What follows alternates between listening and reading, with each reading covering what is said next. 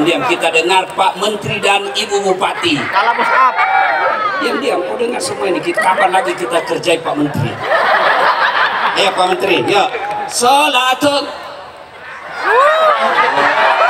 Jangan dibantu. Toha Rasulillah. Diam-diam, ya pakai mic. Jangan dibantu.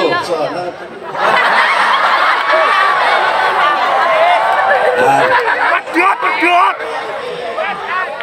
Ya, berapa nilainya ya? Nilainya 9,9. Apa? Ya, Pak Bupati, Ibu Bupati yang undang saya. Kalau sedikit saya kasih nilai, nanti sedikit juga honorku. Masya Allah, Pak Menteri, saya pernah salah menerima honor, amplop.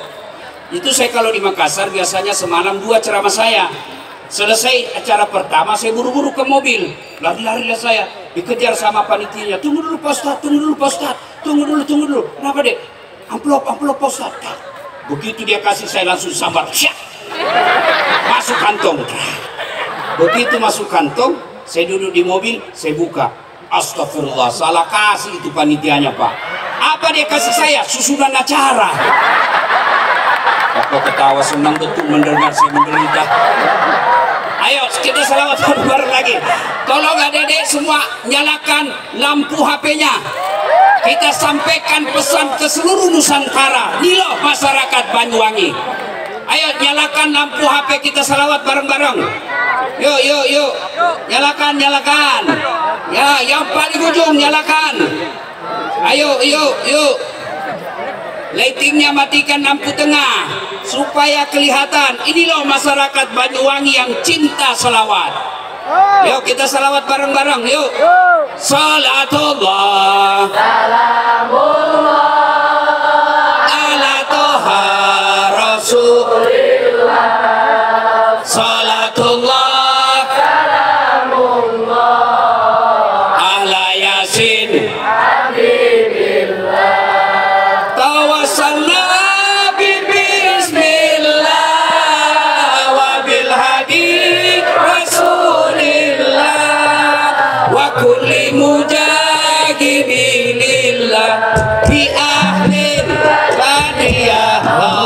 Ayo rame-rame. Salatullah, salamullah ala toha Rasulillah. Salatullah, salamullah ala Yasin Habibillah. Oke, terima kasih. Ya, dinyalakan lagi lampunya supaya tidak ada yang dekat-dekat sama cewek. Ya, pada taklim kita kali ini saya akan menyampaikan beberapa pesan. Yang pertama, saudara-saudara sekalian, di usia kabupaten kita yang 252 tahun, percayalah bahwa perjalanan kabupaten ini pasti ada masalah. Jangankan sebuah kabupaten, dalam rumah tangga saja pasti ada masalah. Contoh, adik-adik sekalian, bapak-bapak yang saya muliakan, contoh paling sederhana. Bapak pikir kalau istri cantik bukan masalah. Istri cantik digoda orang, apalagi kalau suaminya jelek, tambah masalah.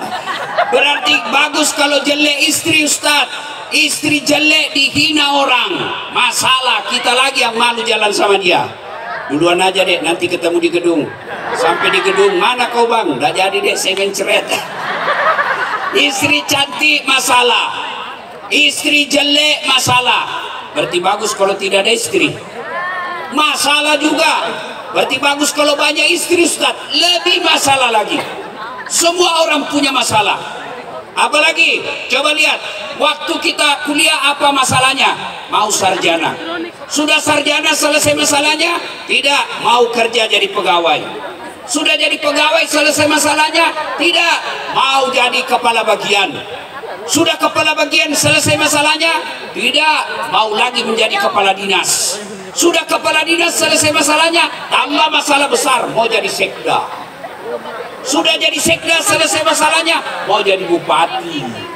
Sudah jadi bupati, selesai masalahnya, mau 2 periode.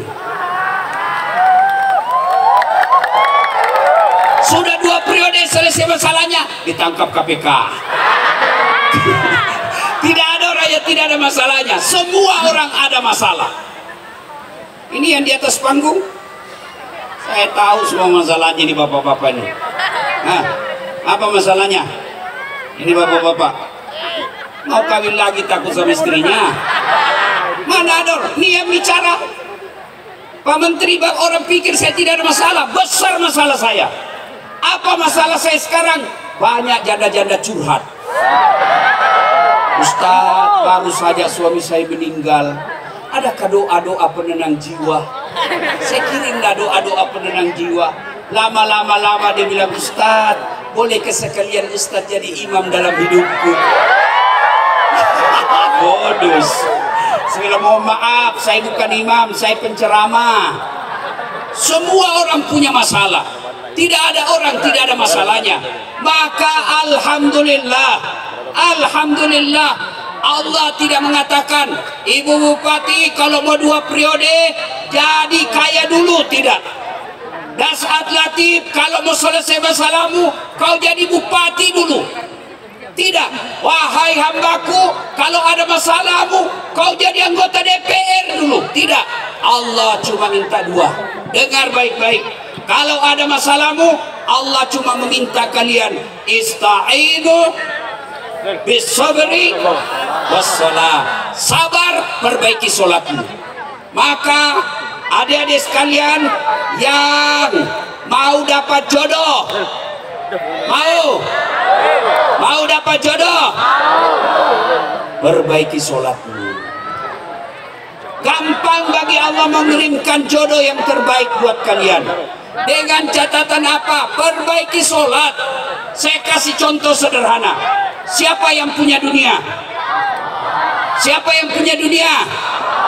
Siapa yang punya dunia? Allah. Jadi kalau mau dapat dunia ini, dekati yang punya dunia. Contoh sederhana. Saya akrab dengan Ibu Bupati. Saya datang ke Banyuwangi sini. Assalamualaikum Ibu Bupati yang terhormat.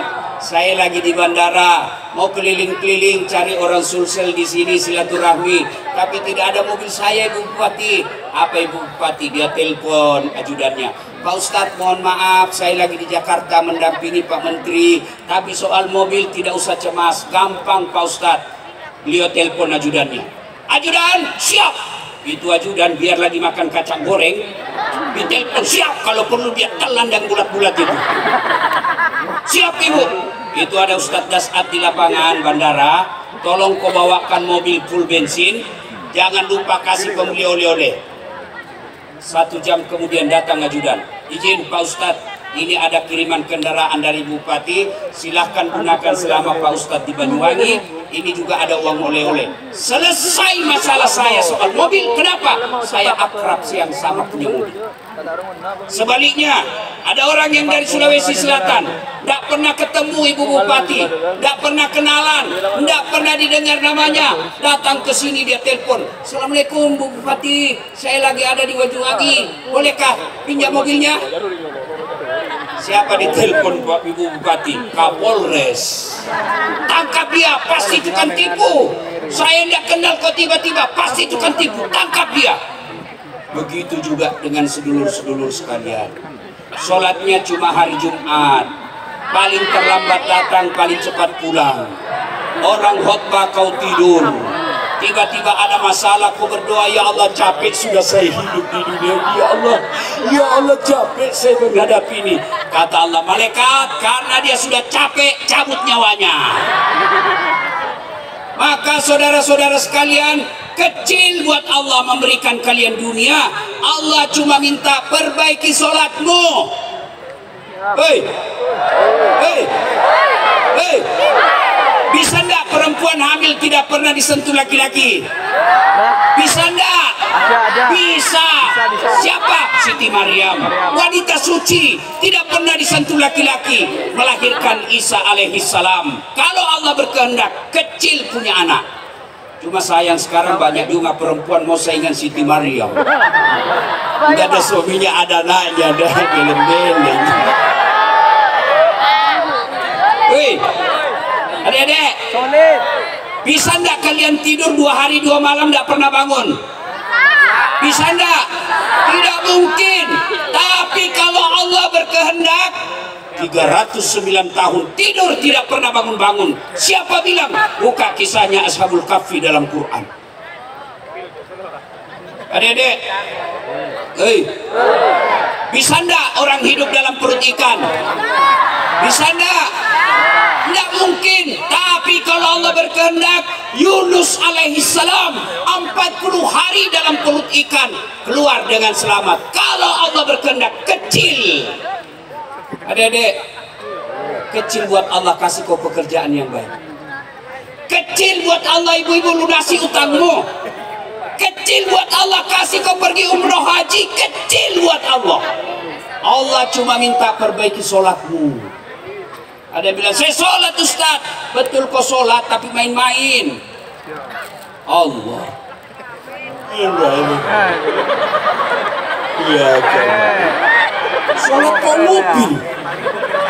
Malik Yaumiddin. Iya kan. Iya. Saya sholat Ustaz. Betul kau sholat tapi tidak ikhlas. Hayalah sholat. Asar lagi. Urusan lu kok tidak ikhlas. Malah ada ibu-ibu yang tanya, Ustaz, boleh enggak sholat tidak pakai BH? Kenapa itu? Panas Ustaz. Boleh, itu menunjukkan kamu tidak ikhlas ketemu Allah. Kalau enggak pakai BH sholat, gimana ya kalau dia ruku?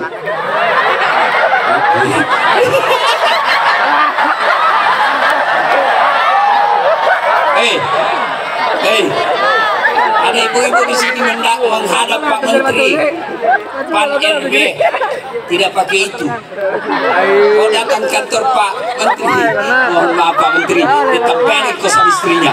Kurang ajar ini. Kau sholat tapi sholatmu tidak ikhlas. Mana buktinya? Kamu sholat itu juga celanamu kau pakai kencing. Kencingnya kencing berdiri. Masih ada 1-2 tetes. Nggak ketawa cewek, ini urusan laki-laki. Gimana kalau kita kencing Ustaz di tengah jalan nggak dapat air? Kalau tidak dapat air, ambil tisu. Ambil ini tisu. Anggaplah ini daun. Di jalan kan nggak ada tisu Ustaz, anggap ini daun. Cara gosoknya, yang kasih dia laki perempuan, ini laki-laki, urusan laki-laki. Anggap ini daun. Cara gosoknya, daun pertama ambil gosok ke bawah.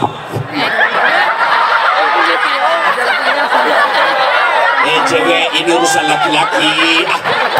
Ambil lagi daun kedua, gosok ke atas. Ambil daun ketiga, gosok ke bawah. Nah, begitu cara gosoknya. Jangan begini. Tambah kotor. Salatullah ala toha rasulillah. Salatullah ala yasin.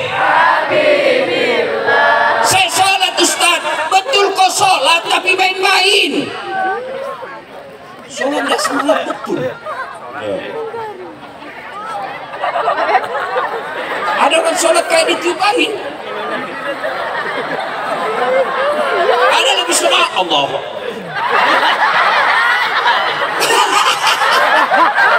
Kau ketawa karena membayangkan diri sendiri toh. Ada juga sholat tidak ingat Allah. Dia sholat cari duit. Allahu Akbar. Tadi duit saya 200 dari Bogor. Beli bensin 100.000. Mana di 100 Allah? Belum didapat sambil dia periksa kantong itu. Kau sholat tapi tidak ingat Allah. Siapa kau ingat? Kunci motor. Begitu kau sholat lupa, mati. Tersimpan kunci di motor. Pak imamnya panjang lagi bacaannya. Pasti kau bilang, Pak, ini sudah motor saya. Kau sholat, betul sholat, tapi kau tidak serius. Kenapa tidak serius? Kau tahan kentut. Kau ketawa karena pernah kau rasakan semua ini. Maka wajar 30 tahun kau sholat tidak bisa lepas dari kredit. Kenapa? Sholatmu main-main. Allahu Akbar. Adik-adik ini yang masih sekolah, masih kuliah, kecil buat Allah kasih kau dunia. Saya tadi tiba di sini, saya tidak pernah bayangkan bisa seinjak ini Banyuwangi. Kenapa saya bisa sampai di sini? Apa karena saya kaya? Tidak. Apa karena saya gagah? Lebih gagah Pak Menteri. Coba lihat Pak Menteri. Masya Allah. Pak Menteri memang gagah, tapi saya penuh pesona. Ada buktinya, kau mau foto sama saya toh? Paling hancur saya kalau emak-emak. Foto dulu Ustaz, selfie, ulang Ustaz, kabur, ulang lagi Ustaz, kabur. Dalam hatiku biar 10 kali dalam kamu yang kabur. Ya, Dek, tanya Pak Menteri. Gak pernah dibayangkan bisa jadi bupati 2 periode. Sudah itu istri beliau lagi jadi bupati. Sudah itu jadi menteri lagi.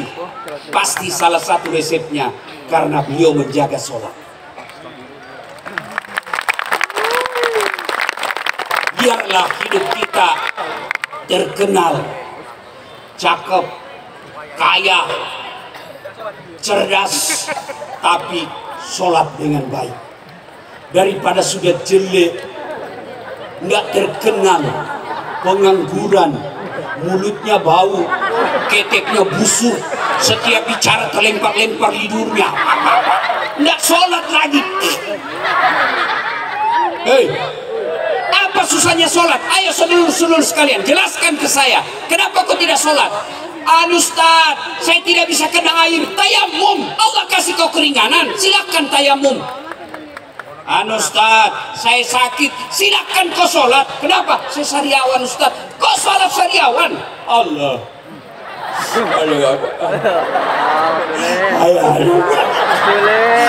tahu kau lagi sakit. Apa lagi? Biasanya perempuan banyak nggak sholat kalau haid. Gratis 5 hari ditambah bonus 2. Kata bapaknya, nak, kenapa kau belum sholat? Biasanya cuma 5 hari, ini sudah 7 hari kau belum sholat. Apa katanya? Belum bersih Pak, masih ada sedikit-sedikit. Kata bapaknya, apa kau bohong? Apa bohong Pak? Saya mau lihat. Kapan lagi banyak perempuan dah sholat? Ketika ada pesta pengantin, dia dempul mukanya, coklat, biru, krem, abu-abu, kayak orang sudah tabrak tiang listrik. Pakai lagi jilbab sakaratil maut. Ada pernah lihat jilbab sakaratil maut? Itu yang kainnya 2 meter, dia ikat lehernya, dia kasih bunga di sini, terpaksa lehernya kayak robot. Jalan lagi pakai roknya sempit. Kata suaminya, buru-buru kau Bu, ketinggalan kita ini. Sudah ada Pak Menteri. Tunggu dulu Pak. Bele-bele. Hei, Ustadz, dia tidak kaya karena dia cerdas. Ada kala cerdasnya Nabi Nuh. Di kampung saya, Sulawesi Selatan, ada satu kabupaten yang ahli bikin perahu. Tapi sehebat-hebatnya bikin perahu, tetap aja dia bikin perahu pesisir pantai. Nabi Nuh bikin perahu di atas gunung. Begitu cerdasnya Nuh alaihissalam. Ustaz, saya sakit Ustaz. Ada kala sakitnya Nabi Ayub alaihissalam. Ayub seluruh anggota tubuhnya dimakan ulat, melenting-lenting ulat dari pahanya, dari pipinya. Hati dan lidahnya saja tidak dimakan ulat, tetap beliau tetap sholat. Gagah Ustaz. Ada kala gagahnya Nabi Yusuf. Yusuf alaihissalam, manusia tergagah di dunia.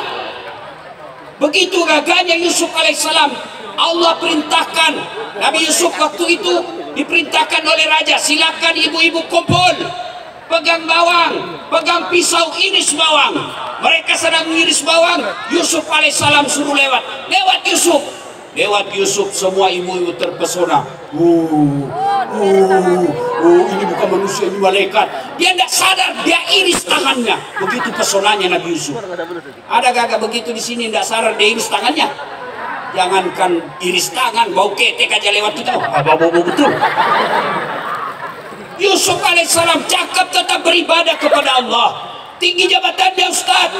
Ada yang kalah jabatannya Rasulullah Muhammad SAW. Penghulu para nabi, kekasih Allah, beliau tetap sujud beribadah kepada Allah. Maka saudaraku, kalau hidupmu susah, rumah tanggamu tidak pernah bahagia, pasti sholatmu bermasalah. Satu, pesan hari ini, perbaiki sholat. Sholat sebaik-baiknya. Kalau sholatmu baik, insya Allah Allah berikan kamu. Tapi kalau saya sudah sholat Ustaz, apa yang saya minta Allah tidak kasih. Percaya apa yang kamu minta tidak baik.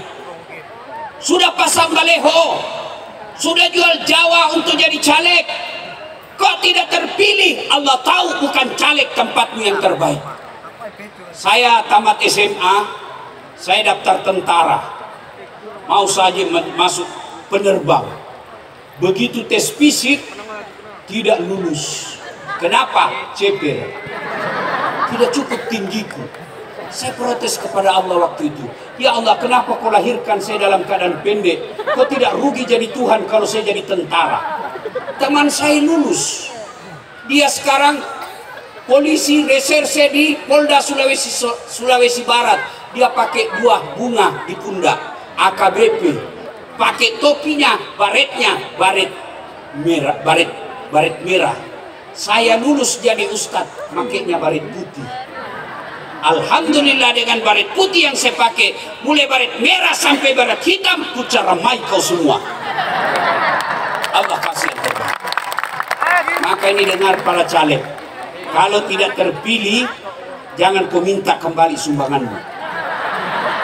Berarti itulah yang terbaik. 2014 saya ikut Pilwali Makassar. 10 pasang calon. Kalau Ustaz tidak, cuma yang menang lebih banyak suaranya. Gagal saya jadi akabri, saya daftar fakultas kedokteran. 3 kali saya ikut SNPTN waktu itu namanya. Begitu tes tidak ada nama saya. Tahun berikutnya tes lagi tidak ada nama saya. Tes berikutnya tidak ada nama saya.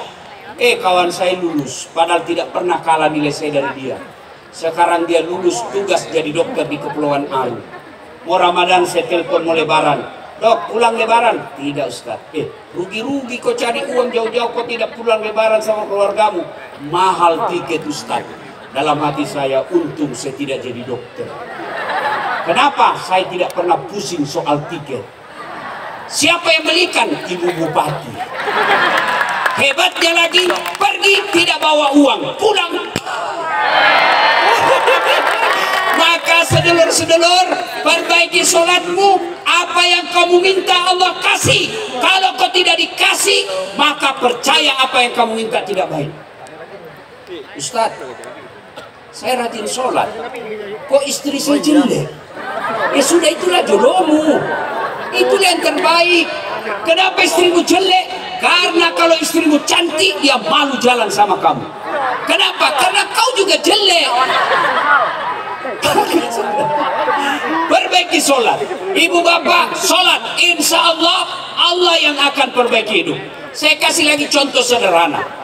Pak Menteri punya ajudan, Ibu Bupati ada ajudannya. Coba lihat kalau beliau panggil ajudan, ajudan siap.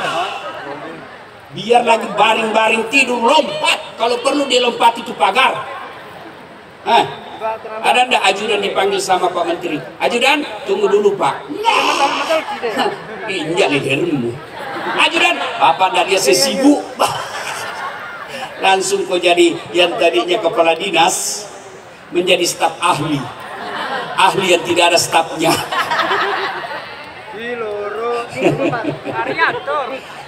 Biasa kalau saya lihat pegawai negeri yang paling kasihan itu Satpol PP, polisi setengah.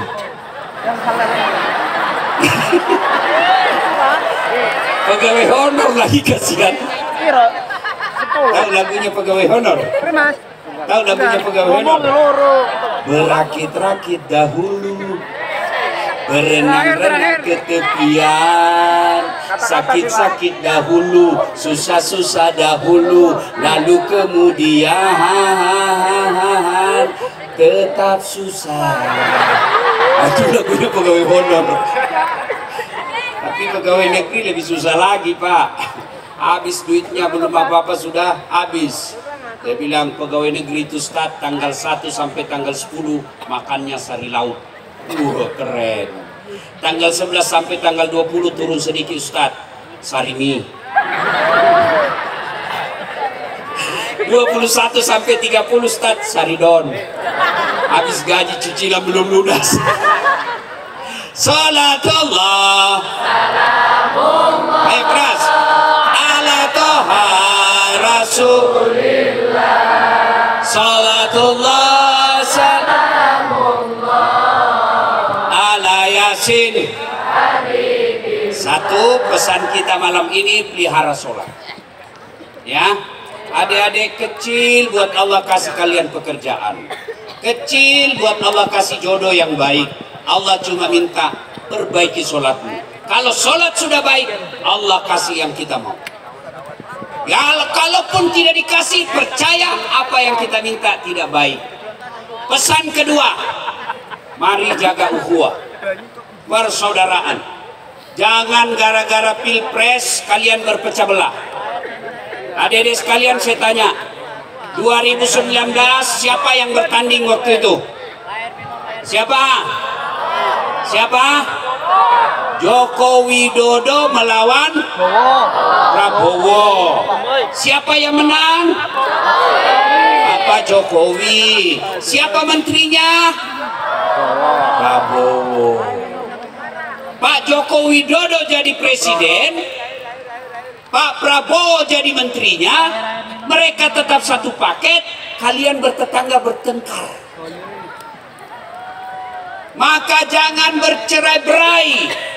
Kalau Banyuwangi ini mau sukses, jangan bertengkar. Silakan pilih jagoanmu, tapi jangan kau hina lawanmu. Mau pilih nomor satu, monggo. Mau pilih nomor 2, silakan. Mau nomor 3, bebas, silakan. Tapi jangan bercerai-berai. Demi Allah, Banyuwangi ini bisa sukses kalau rakyatnya kompak. Wa'tasimu bihablillahi jami'an wa la tafarraqu. Berpegang teguhlah engkau kepada tali persaudaraan agama Allah dan janganlah engkau bercerai-berai. Bahkan kata Nabi, umatku itu seperti badan ini. Sedulur-sedulur sekalian, lihat badan kita kompak, tangan kanan gatal tanpa disuruh kiri yang garuk. Tangan kiri yang gatal tanpa diundang, kanan yang garuk. Gatal dua-duanya kerjasama. Begitu mestinya di sini. Kapan ada perpecahan, dan perpecahan itu biasanya dimulai dari pemilu, pilkada, pilcaleg. Jangan, mari pilih yang kita jagokan tanpa menghina orang yang kita tidak pilih. Selesai urusan.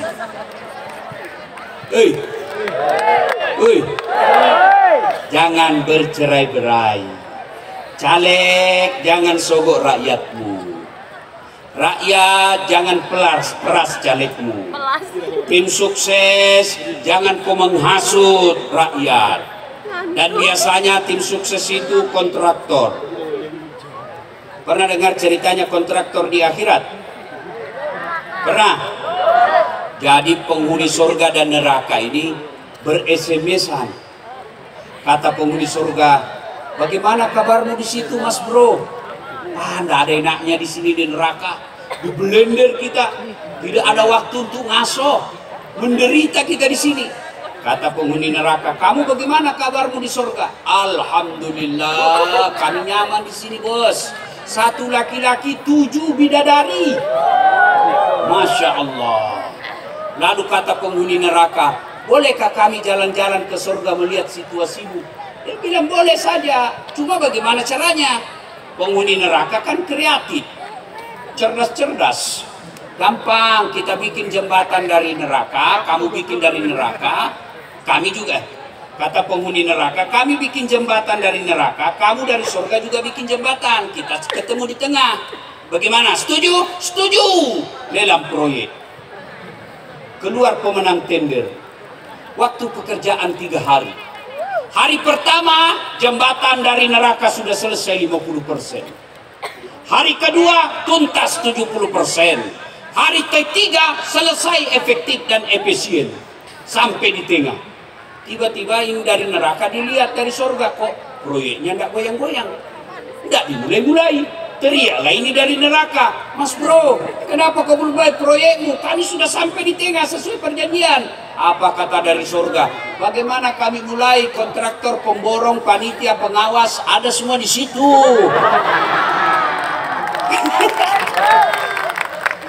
Waktu saya cerita ini anggota DPR senyum-senyum. Alhamdulillah kami tidak kena Ustaz. Dan saya bilang, Bapak juga pernah dengar anggota DPR di akhirat? Masuklah surga penghafal Quran. Begitu masuk surga penghafal Quran, dilihatnya, kenapa banyak anggota dewan di sini? Biasanya di negara saya tangkap OTT. Dia pergi protes sama malaikat penjaga surga. Malaikat, kenapa banyak anggota dewan di sini? Negara saya banyak ditangkap. Kok ada banyak di sini? Kata malaikat, jangan ribut. Mereka cuma reses. Sebentar lagi balik di tempatnya. Mari saudara-saudara sekalian, pesan kedua, jaga persatuan. Yang ketiga, ini karena saya lihat banyak anak muda. Anak muda sekalian, boleh ibu bapak kalian miskin, ibu bapak kalian petani, tapi Tuhanmu maha kaya. Saya dek, kalau lihat orang tua saya, rasa-rasanya tidak mungkin saya bisa sekolah tinggi-tinggi. Coba kalau disebut nama saya yang lengkap, jarang-jarang juga seperti itu gelarnya.